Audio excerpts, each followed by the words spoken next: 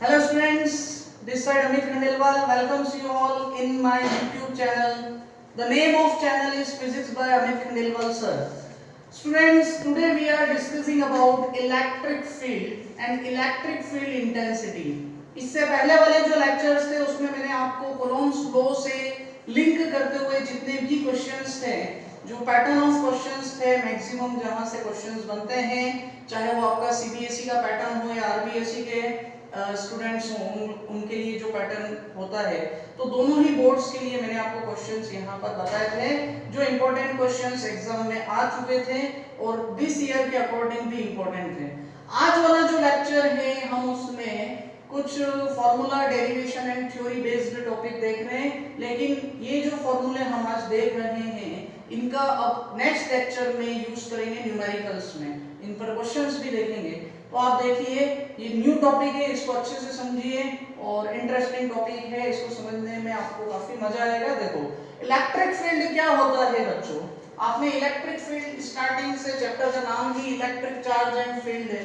So electric field होता क्या है हमको समझना है। इलेक्ट्रिक फील्ड ये एक चार्ज है,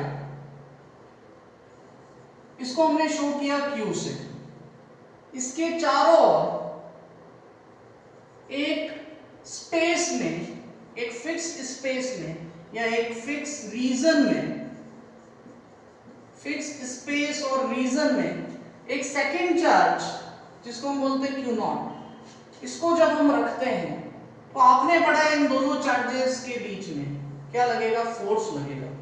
अगर ये दोनों पॉजिटिव चार्ज है तो इनके बीच में कौन सा फोर्स लगेगा स्टूडेंट्स, रिपल्शन फोर्स लगेगा।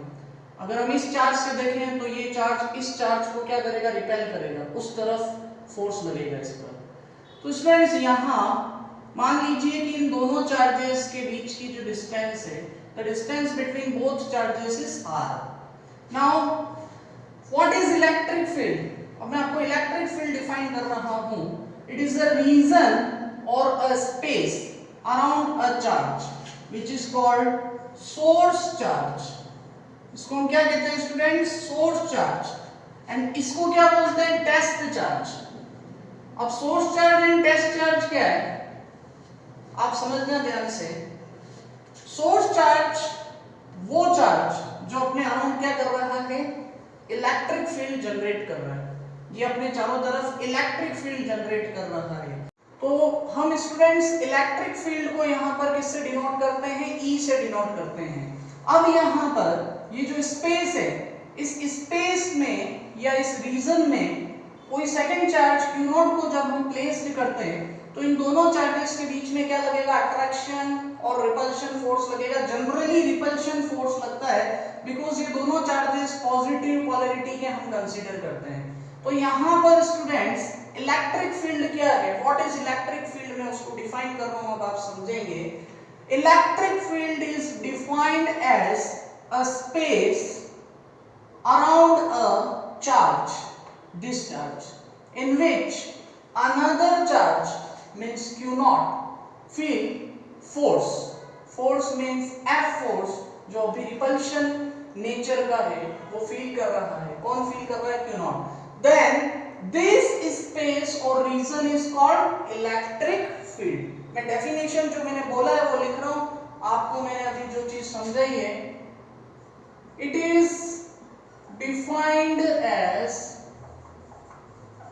a space or a region around a charge। Charge कौन सा है, Q चार्ज के अराउंड एक ऐसा स्पेस जिसमें इन विच अनदर चार्ज कौन सा, Q0 means test charge, feel force, is called electric field and electric field is denoted by E। is denoted by E, इसको आप लार्ज E से शो कर सकते हैं। तो स्टूडेंट्स इलेक्ट्रिक फील्ड क्या है, किसी सोर्स चार्ज के चारों ओर एक ऐसा स्पेस जिसमें किसी अनदर चार्ज जिसको हम बोलते हैं टेस्ट चार्ज, इसको प्लेस्ड करने पे इन दोनों चार्जेस के बीच में फोर्स एक्टिंग होगा उस फोर्स को एक्सपीरियंस कौन करेगा, टेस्ट चार्ज एक्सपीरियंस करेगा, और ये फोर्स जनरली रिपल्शन नेचर का होगा अगर ये दोनों पॉजिटिव चार्ज होते हैं तो। ठीक है स्टूडेंट्स, तो ये आपने देखा कि ये कैसे, इसकी सिमेट्री क्या है, ये स्फेरिकल रीजन में यानी यूनिफॉर्मली चारों ओर ये क्या हो रहा है, डिस्ट्रीब्यूट हो रहा है लाइक ज्योमेट्री ऑफ स्फीयर। तो इलेक्ट्रिक फील्ड जो है ये कौन सी क्वांटिटी है, स्केलर क्वांटिटी है, बिकॉज हम इसकी रेडियल डायरेक्शन या लीनियर कोई फिक्स डायरेक्शन कंसीडर नहीं कर रहे हैं। हमने यहाँ इलेक्ट्रिक फील्ड को स्केलर क्वांटिटी कंसीडर किया है क्योंकि इसकी जो डायरेक्शन है वो डायरेक्शन क्या है, फिलहाल यहाँ पर एक स्फीयर की डायरेक्शन के अलोंग, यानी कि एक स्फेरिकल सिमेट्री में हम कंसीडर कर रहे हैं, यानी चारों ओर ये किसी भी डायरेक्शन में यूनिफॉर्मली डिस्ट्रीब्यूट हो सकता है इलेक्ट्रिक फील्ड जो है। और एक चीज और आपको याद रखनी है कि ये जो टेस्ट चार्ज है इस पर तब ही फोर्स लगेगा जब ये सोर्स चार्ज के थ्रू जनरेट इलेक्ट्रिक फील्ड के अंदर कहीं रखा होगा। अगर उस स्पेस से बाहर रखा होगा, मान लीजिए यहाँ रखा है ये टेस्ट चार्ज और इसका इलेक्ट्रिक फील्ड का स्पेस यहीं तक है, तो अब यहाँ रखे होने पर इस पर कोई भी फोर्स नहीं लगेगा, ये आपको ध्यान रखना है। और इलेक्ट्रिक फील्ड कौन जनरेट करता है, सोर्स चार्ज जनरेट करता है। यहाँ सोर्स चार्ज जो है ये किसको जनरेट कर रहा है, इलेक्ट्रिक फील्ड को। Test charge electric field generate नहीं करता है, ये इलेक्ट्रिक फील्ड को एक्सपीरियंस करता है। टेस्ट चार्ज सोर्स चार्ज के थ्रू जनरेट इलेक्ट्रिक फील्ड को एक्सपीरियंस कर रहा है। एक्सपीरियंस कैसे कर रहा है, इस पे फोर्स लग रहा है, फोर्स ऑफ रिपल्शन एक्टिंग है राइट नाउ, तो ये उसको एक्सपीरियंस कर रहा है, लेकिन ये खुद इलेक्ट्रिक फील्ड जनरेट नहीं कर रहा है। Clear students? अब आप देखिए इसी में एक और टर्म, इसको हम बोलते हैं electric field intensity. So what is electric field intensity? क्या होता है इलेक्ट्रिक फील्ड इंटेंसिटी? अब ये स्टूडेंट्स आपको इसको ध्यान से समझना है, ये आगे जो अभी हम कूलॉम्स लॉ के बाद जो न्यूमेरिकल्स करने वाले हैं वो न्यूमेरिकल यहीं से बनेंगे। कहां से बनेंगे? इलेक्ट्रिक फील्ड इंटेंसिटी वाले टॉपिक से ध्यान से समझेंगे इसको। So what is electric field intensity? देखिए यहां आपने देखा कि इन दोनों चार्जेस के बीच में जो फोर्स एक्टिंग है, इस फोर्स को हमने किससे डिनोट किया, F से, एंड टेस्ट चार्ज का मैग्नीट्यूड क्या है, Q नॉट। तो electric field intensity is equal to होता है F upon Q nought limit Q not tends to 0। क्या समझे आप? इसको मैं आपको इजीली समझा देता हूं, इसका मीनिंग क्या है। देखो एक डेफिनेशन में लिखा हूं, फिर हम इसको आराम से समझ लेंगे। इसकी डेफिनेशन हमने देखी, यहां भी आप देख लो, द मैग्नीट्यूड ऑफ। बच्चों डेफिनेशन आपको क्लियर होगी तो फॉर्मूला इजीली क्लियर हो जाएगा। डेफिनेशन इसलिए मैं लिख रहा हूं, लिख के बता रहा हूं आपको, बाकी डेफिनेशन में आपको बोल के समझा सकता हूं। The magnitude of force acting on unit positive test charge in electric field is called electric field intensity. Electric field intensity को आप ई वेक्टर से शो करते हो, इलेक्ट्रिक फील्ड को ई से शो करते हो, इलेक्ट्रिक फील्ड इंटेंसिटी को ई वेक्टर से शो करते हो। क्या डिफरेंस है एरो का, यानी कि ये स्केलर क्वांटिटी था, आपने देखा इसके बारे में, लेकिन यहां पर electric field intensity vector quantity है, यानी इसकी डायरेक्शन फिक्स होती है। कैसे होती है, क्या होती है, अभी समझ रहे हैं। Okay, now see, electric field intensity is the magnitude of force acting on a unit positive test charge in electric field is called electric field intensity. क्या समझे? अगर इस टेस्ट चार्ज का मैग्नीट्यूड कितना हुआ, +1 कूलॉम, तो ये वैल्यू जब आप यहां रखेंगे, यहां वैल्यू रखोगे तो E इज इक्वल टू क्या होगा स्टूडेंट्स? मैं अभी लिमिट रिमूव कर रहा हूं, E की वैल्यू किसके इक्वल होगी, एफ अपॉन क्यू नॉट की वैल्यू 1, ई किसके इक्वल आया, एफ के इक्वल। तो क्या समझा आपने, जो यहां लिखा वही है। देखो, the magnitude of force acting on unit positive test charge in electric field is called electric field intensity.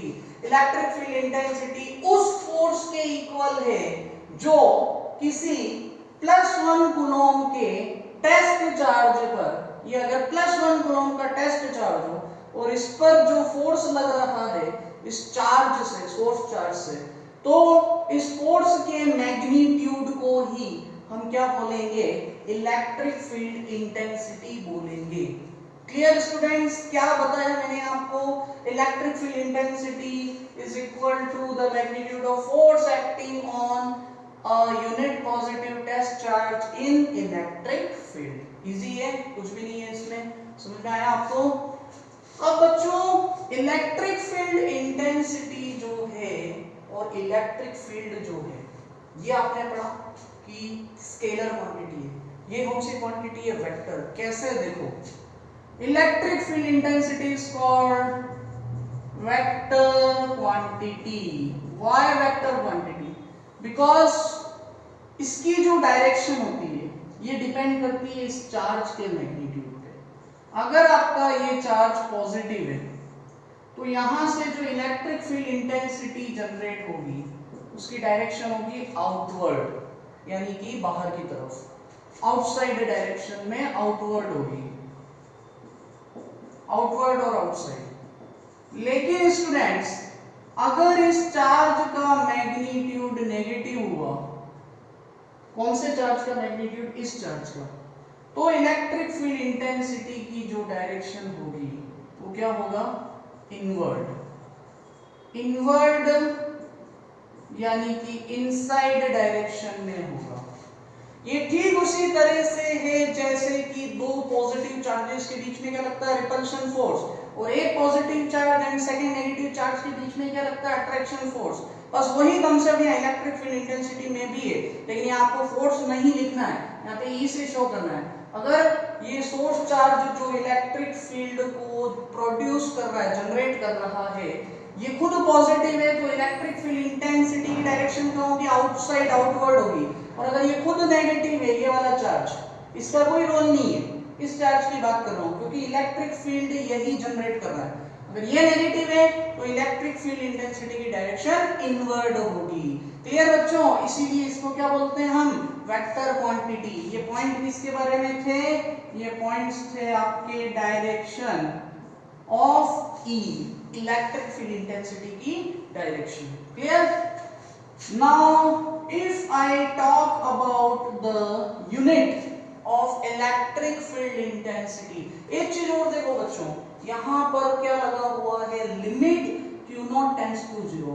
Limit क्यों लगे, इस लिमिट का क्या मीनिंग है, इस लिमिट का ये मीनिंग है कि ये जो चार्ज है Q नॉट, जिसको हम बोलते हैं टेस्ट चार्ज, इसका मैग्नीट्यूड बहुत स्मॉल यानी कि छोटा होना चाहिए।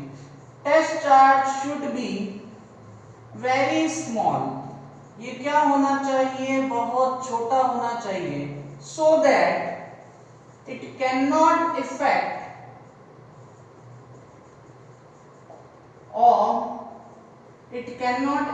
on electric field of Q।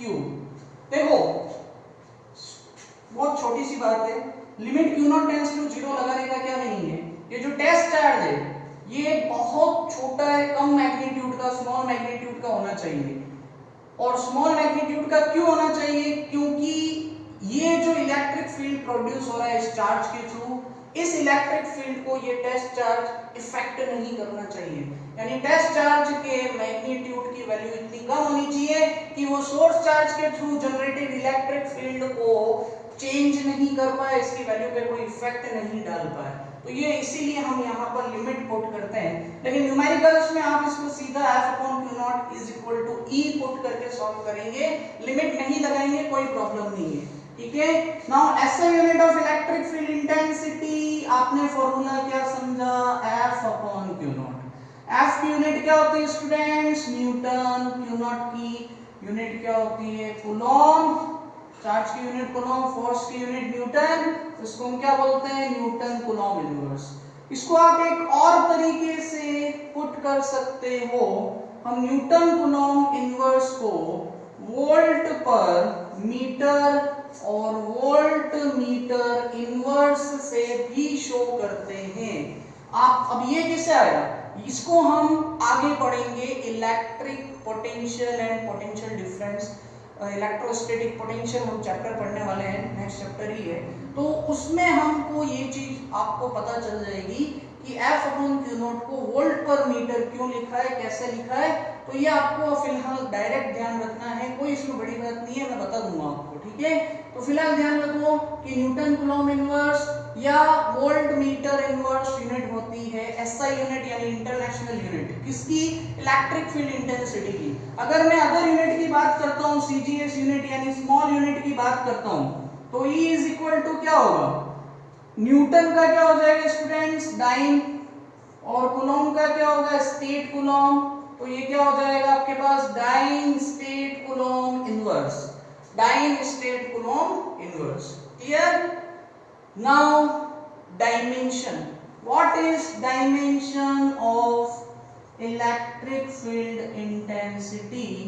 Dimension is, force की डायमेंशन क्या होती है? m1 l1t minus 2। आपको नजर आ रहा है यहाँ पर नीचे, आपको नजर आ रहा होगा ये सारी चीजें, हाँ ठीक है मैं देख रहा हूँ। तो यहाँ पर m1 l1t माइनस 2 फोर्स की डायमेंशन है। चार्ज की डायमेंशन क्या होगा? a1t1। इसको हमने सॉल्व किया तो क्या आएगा students? m1 l1t minus 3, m1 l1t minus 3 ऊपर लोगे माइनस 1 हो जाएगा, ऐड होगा माइनस 3, a1 ऊपर लोगे क्या आएगा?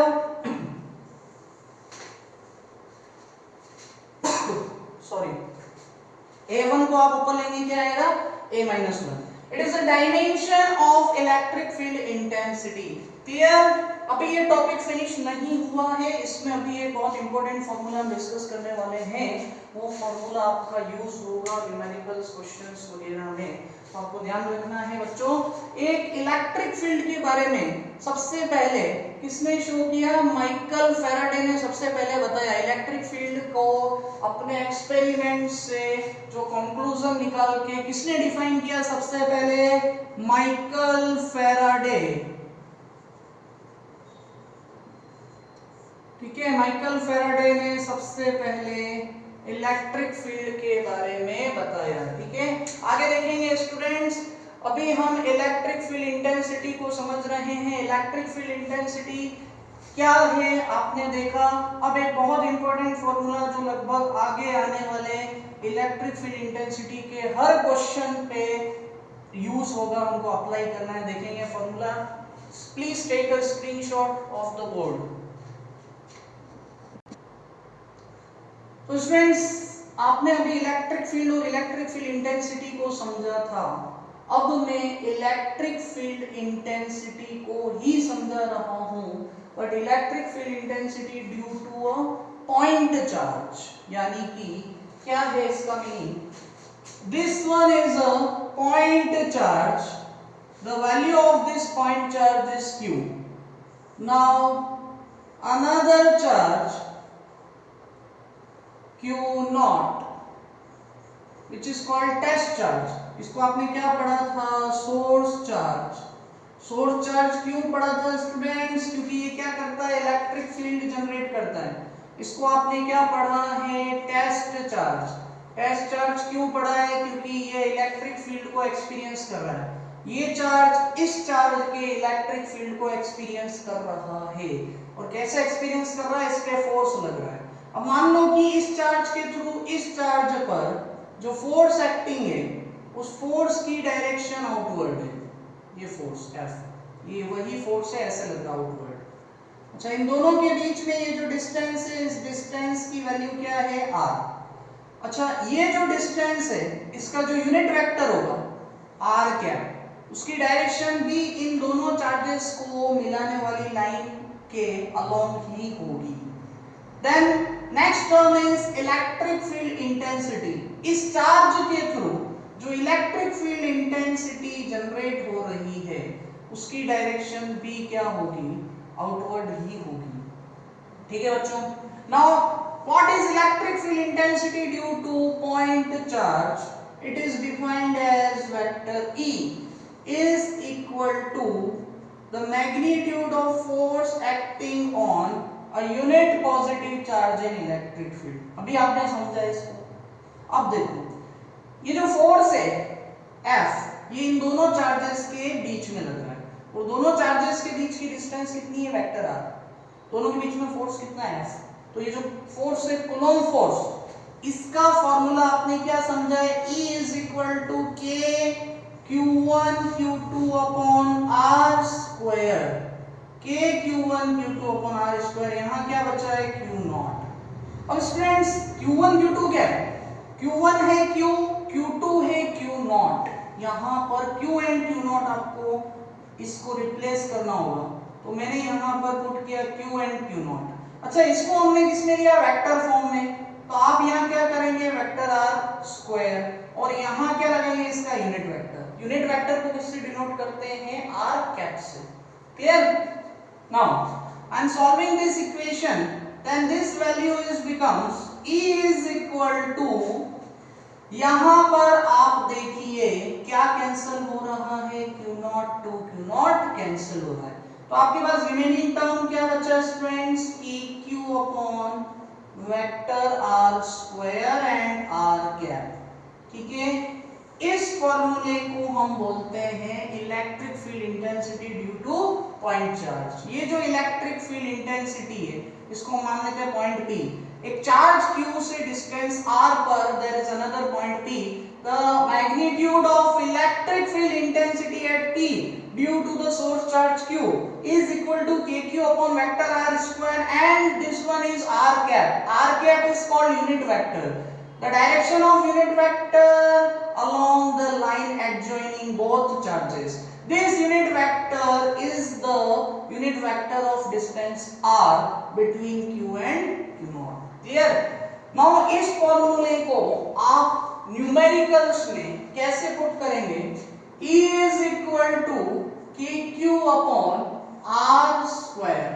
सिंपली आपको ये फॉर्मूला पुट करना है, आप इसको रिमूव कर सकते हैं, वहां R को जो डिस्टेंस है उसको आप वेक्टर फॉर्म में नहीं ले रहे हैं, सिंपली ऐसे करके आप न्यूमेरिकल में यूज कर सकते हैं। ये फॉर्मूला पुट करोगे, यहाँ R कैप की वैल्यू भी आपको एडिशनल रखनी पड़ेगी, ऐसे भी कर सकते हो, कोई प्रॉब्लम नहीं है, लेकिन थोड़ा सिंप्लीफाई तरीके से इसको ऐसे इजीली लिख के सॉल्व कर सकते हैं। क्लियर?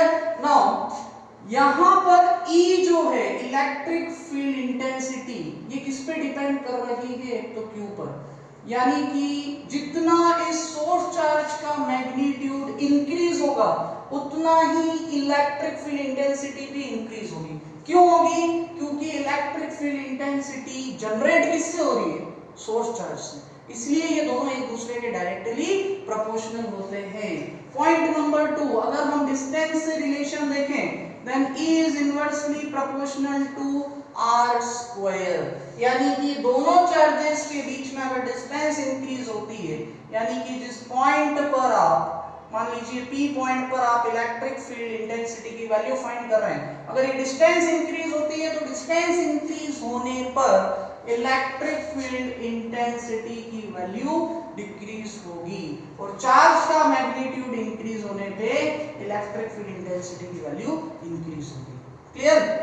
अगर मैं electric field intensity and distance में कर्व प्लॉट करता हूं, if I am making a graph between R means distance and E means electric field intensity, तो आपने क्या देखा कि डिस्टेंस इंक्रीज होने पे इलेक्ट्रिक फील्ड इंटेंसिटी वीक होती जाएगी। इस चार्ज से जितना डिस्टेंस पे होगा टेस्ट चार्ज, उतना इलेक्ट्रिक फील्ड इस चार्ज का वीक होगा, क्योंकि इलेक्ट्रिक फील्ड ऐसा थोड़ी यहाँ से जनरेट कर रहा है इनफाइनाइट तक रहेगा, इसकी कोई लिमिट होगी, एक फिक्स्ड स्पेस में होगा, फिक्स्ड रीजन में होगा, तो हम उस रीजन को यहाँ जितना ज्यादा डिस्टेंस पे इस चार्ज को लेंगे उतना इलेक्ट्रिक फील्ड का इफेक्ट कम होगा। ठीक उसी तरीके से जैसे कोई मैग्नेट है, इस मैग्नेट के अराउंड एक फिक्स्ड स्पेस में कोई फेरस का लोहे का टुकड़ा प्लेस्ड करने पे दोनों में क्या लगेगा, अट्रैक्शन फोर्स। लेकिन आप यहां रख दोगे तो कुछ नहीं होगा। क्यों नहीं होगा? क्योंकि ये जो मैग्नेटिक फील्ड था मैग्नेट का वो इस स्पेस में ही है, यानी कि इसके अराउंड जो रीजन है वो एक लिमिट तक है, उससे बाहर आपने रखा तो उस मैग्नेटिक फील्ड का कोई इफेक्ट नहीं होगा। ठीक उसी तरीके से डिस्टेंस इंक्रीज होने पे इलेक्ट्रिक फील्ड इंटेंसिटी डिक्रीज होगी। इन दोनों चार्जेस के बीच में डिस्टेंस इंक्रीज नहीं होनी चाहिए, कम डिस्टेंस पर होगा उतना इलेक्ट्रिक फील्ड ज्यादा होगा। तो स्टूडेंट ये जो ग्राफ आपका बन रहा है ये कर्व कैसा बनेगा, ये एक पैराबोलिक कर्व बनेगा जो किसको शो करेगा, E is inversely proportional to R square। जैसे जैसे डिस्टेंस इंक्रीज हो रही है इलेक्ट्रिक फील्ड इंटेंसिटी की वैल्यू डिक्रीज हो रही है, डिक्रीज होते होते क्या हो जाएगा, मैक्सिमम डिस्टेंस पे जाने के बाद जीरो हो जाएगा। इस चार्ज को अगर आप बहुत ज्यादा दूर रख देंगे तो इलेक्ट्रिक फील्ड इंटेंसिटी क्या हो जाएगी, कम होते होते जीरो हो जाएगी। ठीक है स्टूडेंट्स, ध्यान रखें ये सारी चीजें। नेक्स्ट पॉइंट, अगर मैं यहाँ डिस्टेंस को 1/r लेता हूं, 1/r स्क्वायर, यानी ये वैल्यू इसको हम एक सिंगल वैल्यू कंसीडर करके x एक्सिस पर लेते हैं और इसको कहां लेते हैं, y एक्सिस पर, लाइक दिस। तो अब E एंड 1/r स्क्वायर के बीच में कर्व कैसा बनेगा, E is directly proportional to 1/r square. मैंने यहां बोला E is inversely proportional to r square और अब मैं बोल रहा हूं E is directly proportional to 1/r square, यानी ये सिंगल टर्म है। तो यहाँ पे 1/r स्क्वायर को सिंगल टर्म मान के इसकी वैल्यू जैसे जैसे इंक्रीज होगी 1/r स्क्वायर की, E की वैल्यू भी वैसे वैसे इंक्रीज होगी। आप ये ग्राफ नहीं बनाए, ये ग्राफ बना दे, कंप्लीट है, कोई प्रॉब्लम नहीं है इसमें। ठीक है बच्चों, और आप चाहें एडिशनल में वो ग्राफ भी बना सकते हैं। क्लियर? नाउ यहाँ पर स्टूडेंट्स ये फॉर्मूला आपको याद हुआ, समझ में आया, अच्छे से याद रखना है, ऐसे लिखो ऐसे लिखो, एक ही बात है। अब अगर मान लीजिए ये जो दोनों चार्जेस हैं ये किसी डाइइलेक्ट्रिक मीडियम में प्लेस्ड है। What is dielectric medium? क्या होता है स्टूडेंट्स डाइइलेक्ट्रिक मीडियम? अगर इन दोनों चार्जेस के बीच में कोई इंसुलेटर मटेरियल और नॉन कंडक्टर मटेरियल प्लेस्ड कर दिया जाए तो उसको हम बोलते हैं dielectric medium. Means non conductor और इंसुलेटर ऐसा मटेरियल रख दें, इसको क्या बोलते हैं, डाइइलेक्ट्रिक मीडियम बोलते हैं। क्लियर? अब डाइइलेक्ट्रिक मीडियम की कुछ एग्जांपल, जैसे मान लीजिए glass, wax, would, पोर्सेलिन clay, quartz etcetera, कुछ भी रख सकते हैं। ठीक है, तो ये जैसे चार्ज है Q, यहां से r डिस्टेंस पर अनदर चार्ज है P पॉइंट पर Q0। यहां Q0 पर इलेक्ट्रिक फील्ड इंटेंसिटी आपने पढ़ा है E, डायरेक्शन के आउटवर्ड। इस चार्ज से इस चार्ज पर जो फोर्स एक्टिंग है उसकी डायरेक्शन भी क्या है, आउटवर्ड। और यहां पर इस डिस्टेंस का जो यूनिट वेक्टर है उसकी डायरेक्शन भी आउटवर्ड ही है। क्लियर? अब इन दोनों चार्जेस के बीच में अगर मैं कोई डाइइलेक्ट्रिक मीडियम रख देता हूं, ये क्या है students, it is called dielectric medium. Dielectric medium मैंने आपको बताया जो नॉन कंडक्टर मटेरियल्स होते हैं उनको हम बोलते हैं डाइइलेक्ट्रिक मीडियम। अब क्या होगा वो देखना है आपको। आपने यहाँ फॉर्मूला क्या पढ़ा है, E is equal to KQ upon R square R cap. आप K की वैल्यू को क्या पुट करते हैं, K की वैल्यू क्या होती है 1/4 पाई एप्सिलॉन नॉट, ऐसा पढ़ा है आपने। तो मैं K की वैल्यू को पुट करता हूँ, इसको थोड़ा छोटा लिख देता हूँ फॉर्मूले को, आपने पढ़ा है KQ upon R square. K की वैल्यू क्या होती है 1/4 पाई एप्सिलॉन नॉट, और यहां से क्या मिला हमको Q अपॉन R स्क्वायर। तो स्टूडेंट्स यहां पर अब ये जो फॉर्मूला है इसको हम और कैसे लिख सकते हैं वो आपको देखना है, कैसे हम इसको समझेंगे। मीडियम की प्रेजेंस में, किसकी प्रेजेंस में देख रहे हैं, मीडियम की प्रेजेंस में। तो इस फॉर्मूले को मैं ले रहा हूं, E इज इक्वल टू, अच्छा मीडियम के केस में इसको मैं पुट करता हूं EM, electric field intensity in medium, ये क्या होगा 1/4 पाई। अब एप्सिलॉन नॉट तो आएगा नहीं, एप्सिलॉन नॉट की जगह पर क्या आएगा एप्सिलॉन। एप्सिलॉन को आपने क्या पढ़ा था एब्सोल्यूट परमिटिविटी और इलेक्ट्रिक परमिटिविटी ऑफ मीडियम, ये हमने कूलॉम्स लॉ में इस चीज को समझा था। एप्सिलॉन को क्या बोलते हैं इलेक्ट्रिक परमिटिविटी ऑफ मीडियम और एब्सोल्यूट परमिटिविटी। तो मैं यहां पर एप्सिलॉन नॉट को रिप्लेस कर रहा हूं एप्सिलॉन से। अब आपने पढ़ा है एप्सिलॉन को क्या बोलते हैं एप्सिलॉन नॉट एप्सिलॉन आर और रिमेनिंग टर्म सेम है। देखो 1/4 पाई same, q upon r square same, इसको मैंने रिप्लेस किया है। किससे रिप्लेस किया है एप्सिलॉन नॉट एप्सिलॉन आर से। एप्सिलॉन नॉट क्या होता है इलेक्ट्रिक परमिटिविटी ऑफ एयर और वैक्यूम, एप्सिलॉन आर क्या होता है रिलेटिव परमिटिविटी, या इसको आप electric permittivity of free space भी बोलते हैं एप्सिलॉन नॉट को।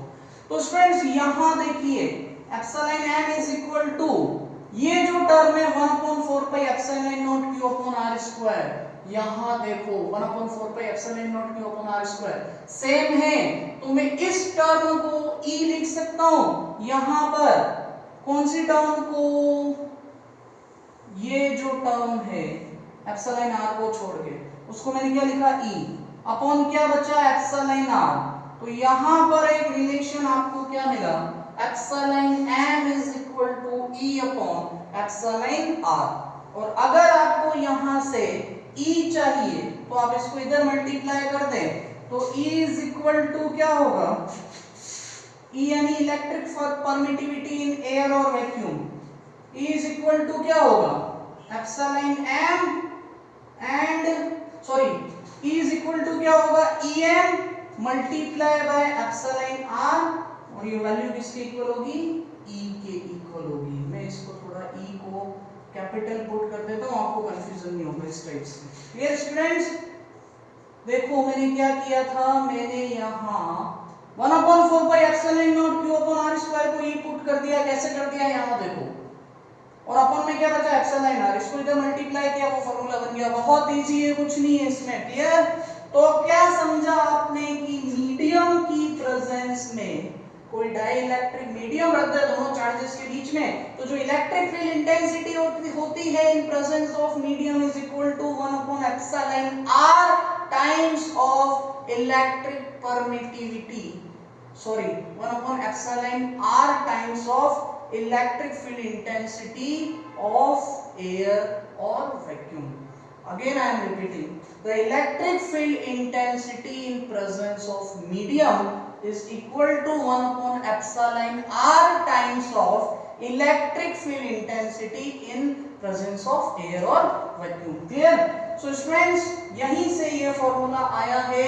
हमने यहाँ कंक्लूजन क्या निकाला कि जो एयर की प्रेजेंस में इलेक्ट्रिक फील्ड इंटेंसिटी होती है वो ग्रेटर होती है किसी मीडियम की प्रेजेंस में इलेक्ट्रिक फील्ड इंटेंसिटी से, क्योंकि मीडियम रखने पे 1/एप्सिलॉन r टाइम्स हो गया इलेक्ट्रिक फील्ड का, यानी ये वैल्यू डिवाइड करोगे कोई भी नंबर होगा ये, इसका आप डिवाइड करोगे एप्सिलॉन r की वैल्यू रख के।